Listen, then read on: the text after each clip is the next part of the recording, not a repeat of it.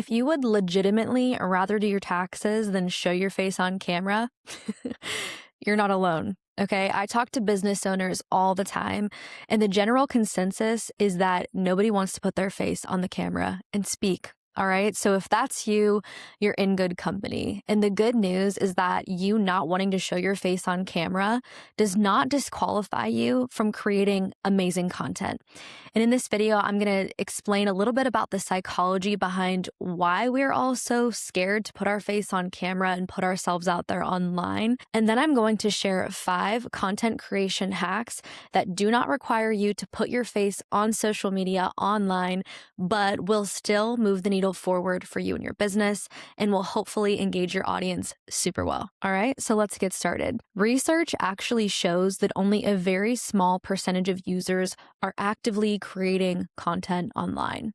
The rest are just passive consumers. According to Wikipedia, only about 1% of people online are actually creating new posts. The other 99% just consume. Okay, so this means that most users feel hesitation before posting. I think we can make that assumption based off of those stats. So you're not alone if that's you whatsoever. Some of the psychology behind camera shyness, it really doesn't have to do with insecurity, period. It's more rooted in how our brains process self-presentation and social judgment. Okay, so we all have this fear of negative evaluation. This is a core part of social anxiety, honestly. And it's the same psychological process that would make us freeze in front of audiences. So when a camera is on you, we equate a camera with a room full of people. So if you're afraid of public speaking, that same fear is going to come up when a camera is in front of your face. You're going to be like, I don't know what to do. You just freeze. And that I just mentioned, that stat is according to Wellness Road Psychology. And I'll link all the articles that I reference in this video below so you can check them out if you want to. And the cringe factor 100% plays a psychological role here. Okay, so we've all heard the word cringe, especially my Gen Z listeners. Millennial and older, if you haven't heard of cringe, it's not just this feeling of embarrassment. It's a distinct form of shame that is tied to how we as humans judge ourselves and judge others based off of awkward online moments. The cringe factor is a very widely known phenomenon that is often talked about in the social media space. And a lot of times it comes up when you're looking at content that you created years and years ago. I can confirm this is a thing. When I look back to like my very first podcast episodes or the first content that I ever really started putting online, period, there's just a sense of like, oh my gosh, how did anyone listen to me? How did anyone want to work with me? You just are very harsh and you're looking at an old version of yourself and maybe old creations that you no longer would do today because you've evolved and you've grown as a human, right? So this phenomenon, the cringe factor, it's partly driven by social comparison and also fear of judgment. And this can make the idea of posting face-focused content especially feel very emotionally risky. And that's according to Psychology Today. So just to reassure you, this fear is very normal, it's very human, and it's emotional wiring. It's not a lack of ability. You hear a lot of people say like, oh, I'm just bad at content. No, it's just your psychology kicking in to try to keep you safe. But let's reframe that fear, okay?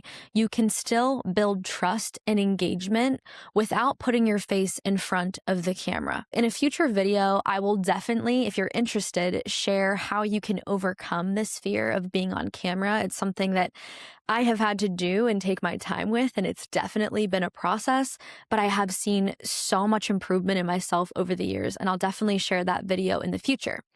But today, I am talking to those of you who are like, nope, I will never ever show my face on camera, and that is perfectly fine. You don't have to do anything that you don't want to do. And also, these hacks that I'm about to give you, I'm going to give you 5 awesome hacks.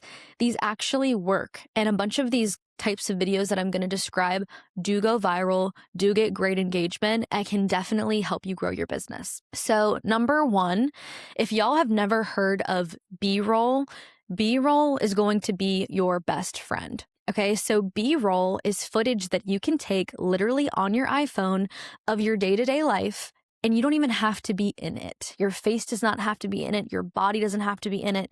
It can be in it if you're totally fine showing clips of yourself on camera, just not of you speaking. This is a great option. It's basically just contextual footage, so like showing your hands or your workspace or any type of movement in your environment. And then you take video of that happening. And then when you go to edit the video online, you can put text over top of the video. You can add a trending audio. You can add just any sort of editing effects to it that kind of let the text or the effects or the music carry the weight of the message that you're trying to get across. So according to Wi-Fi talents, B-roll actually works really, really well because it can hold visual interest even without faces, especially for people who process visual content fast. The average viewer spends most attention on motion and context, not on static frames. So B-roll, super easy to shoot. You can literally do it around your home. You can go outside in your backyard. You can do it when you're walking down the street.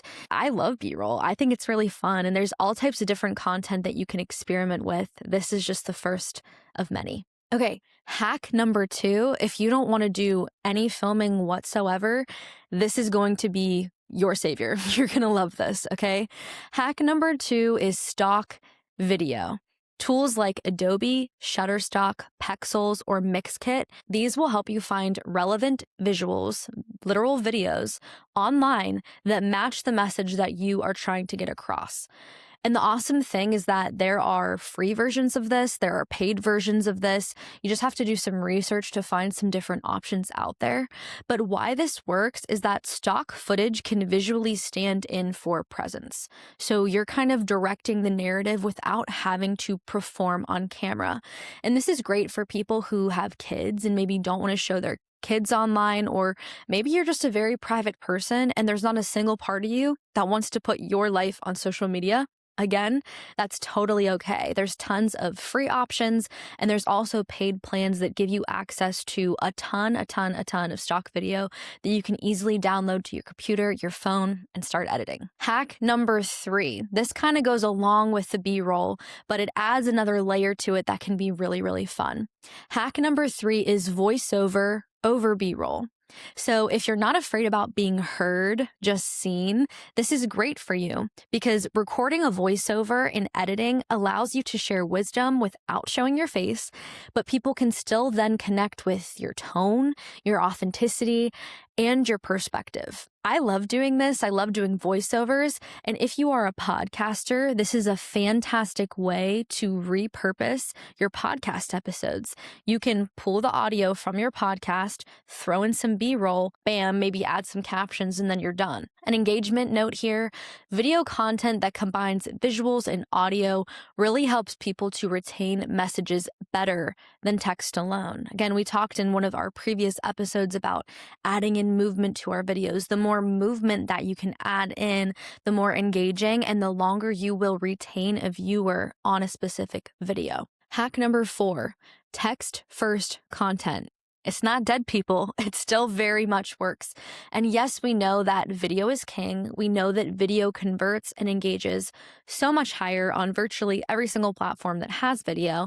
However, static posts like carousels on Instagram or Facebook or Snapchat, these still engage. They 100% still engage, and they can move the needle for your business if you leverage them correctly.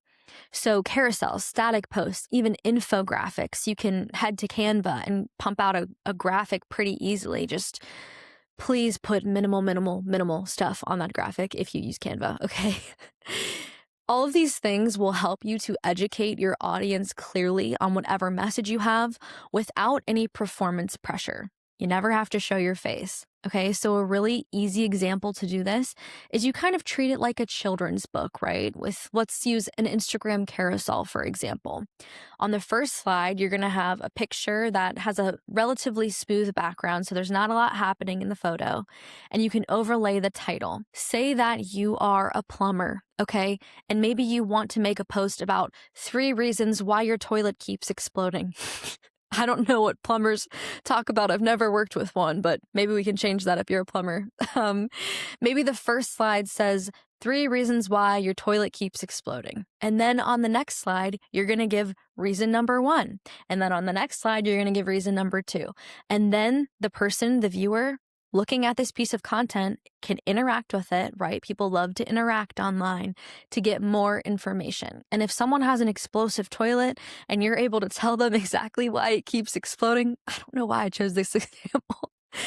If you're able to do that for them, you've just provided value and you are now top of mind for that person. Okay, so do not underestimate carousels and static posts. They can work and they do not require your face. All right, let's finish it out with hack number 5, and then I'll get y'all out of here. Hack number 5 is to leverage screen recordings and tutorials, especially in the YouTube space. These thrive. Have you ever looked up on YouTube, how do I fix my broken sink? There are a bazillion tutorials that will come up, and some of them don't even have people's faces in them. It shows people's hands, someone talking through the video, maybe wearing like a camera on a helmet or something, or even a computer tutorial. You know, I was looking up on YouTube the other day how to change something on my website that I couldn't figure out. So I YouTubed it, and there was a tutorial that came up. It didn't even show the person's face, and it was super helpful. So what you can do with this is if you're walking through a how-to, a strategy, or explaining a walkthrough of a process, you can find a way to screen record your computer. You can even screen record your phone now, and you can add in a voiceover or even just captions explaining exactly the how-to, the walkthrough, whatever. This lets them see the process of whatever you're explaining, not the person. Golden. Okay, so to recap, the 5 strategies that I gave you are B-roll and text overlay, stock video, voiceover and B-roll, text first content like static posts and carousels, and screen recordings and tutorials. An important stat I really want to leave you with is that content with human faces really do get significantly more engagement than content without faces, sometimes up to 38%, according to WeConnect BC. Okay, but this does not mean that only faces work. And here's the key: people pay attention to patterns, meaning, and relevance, not just faces. So if your content is delivering clarity and education and usefulness, viewers will still watch, even if they never see your face. All right, so you can take that pressure off yourself, take a big, deep sigh of relief if you never want to show your face on camera, and you can start creating amazing content even without your face. And if you're interested in more content creation hacks, or you're having trouble coming up with ideas for how to create engaging content, you gotta hit up Ledbetter Marketing. My name is Emily Ledbetter, and I am the founder of Ledbetter Marketing, and we absolutely love helping business owners and content creators like you create amazing content. You can send us a DM on LinkedIn or Instagram at Ledbetter Marketing, or you can visit us at www.ledbettermarketing.com to get the conversation started. We'd absolutely love to be a part of your content strategy in 2026. Thanks, y'all, for tuning in to Content Without the Chaos. Remember, content is supposed to be fun, not chaotic, and you can absolutely create a ton of great content without burning out, as long as you come at it strategically and with purpose. Be sure to share this episode with a friend who might be a little bit camera shy, and also leave us a 5-star review wherever you listen to podcasts. We'll see you next time. Presented by Ledbetter Marketing. Better content led with purpose.